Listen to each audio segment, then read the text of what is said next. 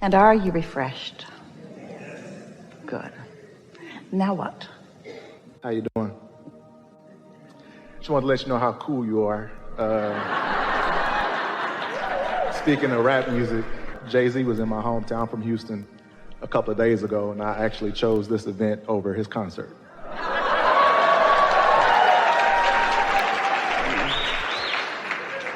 I'm in a bit of a quandary of thought over something that happened to me a few months ago. I know a few years ago, when you speak about something that you don't want, one thing that I didn't want being a bachelor was a kid. And it's about 7-8 years ago, my son's mom came to me with the pregnancy test and told me she was pregnant. So that was a life-changing event for me. But I've had a great experience with that. My son, that's my little best friend. And me and his mom, we had a rough start at first, but we've kind of gotten to a place where we can co-parent, and it's peaceful now. Being a little bit older and wiser from that experience a few years ago, another thing that I didn't think that I wanted was like a committed relationship, being a bachelor. And a few months ago, that kind of hit me in the face as well. I met somebody and, I woke up one day and I was like, man, this feels different. This connection that I have with this person is a lot different than I thought it was going to be. So everything was great. We had moments to kind of get to understand each other and things of that nature. A few months ago, she told me she was pregnant. This time I was ready, and I actually wanted this experience. I remember little boys, growing up, they love their moms. So I'm used to my son wanting to be with me when he wants to play sports or ride the bike or throw the football. But, if he scratches himself or something, if he falls, he wants to go to his mom. So I wanted to manifest for myself. I wonder what it's like to have a little girl. I hear that experience is different. In the moment of truth, when this particular individual, told me she was pregnant, she didn't offer a space where I felt that I was in the decision process. When she told me she had already decided that she was going to get an abortion. She comes from a church background, and I guess that not being married would not look good for her particular situation. So I didn't speak up during that time that, hey, no, I want you to keep the child, because I just felt that she had already made the decision. When she called, she was like, hey, this is what I'm going to do. I'm just calling to let you know that this is my decision, and so that's pretty much it. So after this experience, I kind of felt some emotions with that, because I felt like I didn't speak up for the child. And if that child is source energy as well, and wanted a physical manifestation,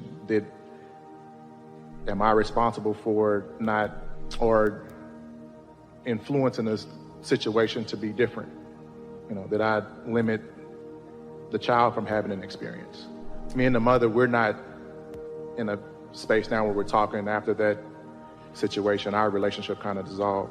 I'm okay with letting go of that, but I feel like I didn't use my voice in that situation. And I don't know if the child is upset, or, should I have said something, or... Well, we have a lot to talk about here. And we're wanting to find a beginning place. So just relax. This is going to be really beneficial and helpful to you and to everyone. The most significant thing that we want to start with is by reminding you that as things manifest in your experience, that your response to them, if you are like most physical beings, is about things that you've picked up along your physical trail. Those beliefs that we've been talking about are all twirled up within you, and there are so many different conversations that you could be in. There are so many discussions around this about relationships and about pregnancies and about abortion and about religion. There's even something that might be pointed out about a religion that wants marriage before sex, but that abortion is not a problem. When you start trying to sort out the rightness and wrongness as humans are defining it, you're not ever going to find your way, ever, ever, ever, ever, ever. Beliefs come along and to the degree that you are in harmony with your beliefs, then your life sort of revolves around them. But you can tell, you can feel, and you've demonstrated through your words about what you've been living, about how life as it presents itself to you causes you to come to different conclusions about different things. You are changing and evolving and becoming all of the time, and that is as it should be. So the next thing that we want to say is that often when we visit with those like you all, there are large numbers of what we call teachers present in the room. Those who want to uplift, those who want to understand, those who want to know, and those who want to impart knowing. And often they want to learn about spirituality. They want to bridge their religion into something that's more personal or more spiritual. So we talk to a lot of them about how they might uplift or help other people.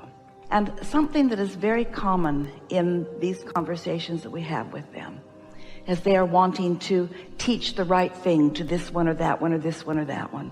And often as they talk to us about someone that they care about who's in some particular quandary or problem about something. And this is the part that we really, really want you to hear. We always say to them, every single person is an extension of source energy. And every single person has an inner being who is flowing to them.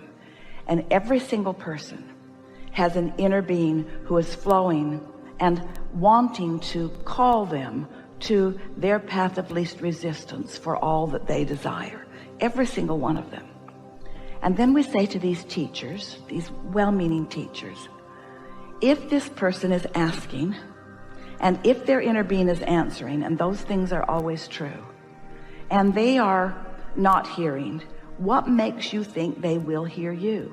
It's not your job to be the guidance or counselor for anyone. It is your job to live your life, let life help you to evolve in the things that you desire. And once a desire is formulated within you, to follow that guidance and move toward that. But it is not your responsibility. And no one is, from the non-physical point of view, holding you in some sort of light of wrongdoing about the co-creative process that you are involved in. Those things are all assigned from the spin-off of man's conscious mind as people are coming together in different combinations and wanting to control others. It is such an interesting thing. Most of that control comes through some form of religion, because most people are not connected to their own guidance through their religion, but to some rules that have been assigned by someone else. And usually the rules go generally or something like this. If you want to join our club, you will be better off, they will say. They don't call it a club, but if you want to join us, you will be better off. But these are the rules you must keep. You must do these things and you must not do these things. And if you do these things and you don't do those things, then you will be blessed, then you will thrive. And so people follow along with that because they are well-meaning. They want to be good. They want to do good. They want to do what is good. And they want somebody to tell them what it is. Most of you really think that you'd like a long list that you would like to keep until something on it isn't what you want to do. And then you're looking for another list somewhere. That's why there are so many religions. So you do your best to keep those rules. You do what they say to do and you don't do what they say not to do. But then you're not all that blessed. Things are hard for you. And then you look around and you see other people who appear to be being blessed, who you know aren't keeping those rules. So then you say, what's going on here? And they say, oh, one thing we forgot to tell you. You can't tell by the things that you are doing here in this life. You have to wait until you get into the afterlife, and then you will find out how well or not well you have done. Well, what kind of guidance is that? You have an inner being, and so does your girlfriend, and so does everyone. You have inner beings who are loving you always, knowing where you stand always in relationship to the expansion that you are discovering, who are always calling you. And so these experiences that you have described, when we say to you what you are creating is you. So you had an experience and something that you didn't know you wanted, which was friendship and harmony with this little guy that's in your life. So you didn't know the avenue through which it would come, that it would be delightful to you. But as the manifestation occurred, it gave you a new set of experiences from which to launch your next desire. And like everyone, you discover that there are things in your vortex that you don't even know are there. Your inner being knows that they are there. And so you are called and guided toward inspired behavior. And don't think that wasn't, that led to the physical expression of your son. And through that experience, then you're standing in another place where now you have another set of contrasting experiences where you came to other conclusions. But this is the thing that we so want you to hear. Do not assume that once you've decided that you sort of kind of want something, as you did. Maybe I'm willing to have this baby, and maybe I would like this baby to be a girl rather than a boy. In other words, those feel like things that you are defining. All of that is still in the vortex. You see what we're getting at? The fact that it didn't come to fruition through that particular avenue doesn't mean that it is not still in your vortex. And most of all, it does not mean that you are not still blessed. And next of all, it does not mean that anyone else in the scenario isn't either. Are you following? You are evolving in your desires, and that's a good thing. And if you are not allowing yourself, or seemingly allowed by others, turns out they have no control, but they'd like to think they do. If you are not allowed to have an experience of what you don't want, how are you going to know what you do want? You can't know what you want other than through life experience. And when desire is born within you, no matter how it comes, it is a very good thing. And life is always flowing. We promise you, there is no shortage of physical avenues for non-physical consciousness to come forward. Humans believe in shortage consciousness. They believe in not enough money. They believe in one finite pie that you're all scrabbling over and fighting over. They believe in time shortageness and space shortageness. And in this example, they even believe in fetus shortageness. They believe in shortageness, and it's the guidelines by which they wish to guide so many of you. We think that you are understanding enough about your own guidance system and about what your emotions are telling you, and you are well situated enough in understanding that this is a vibrational universe, that you can continue to live life and come to your conclusions about what you want. And it is our desire that here today, that what you're hearing in all of this conversation is that there is a whole lot that's in your vortex that you cannot even consciously describe.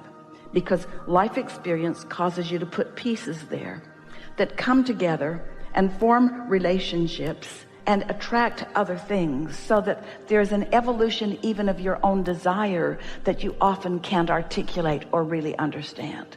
Such as the way you feel about your son. Didn't see that coming, but your inner being did. You see what we're getting at? And so let's not make too much of all of this. Let's not try to hold each other to some sort of rules that are made up by man in order to support some economic values that they're trying to accomplish. Let's let everybody come into vibrational alignment with who they are.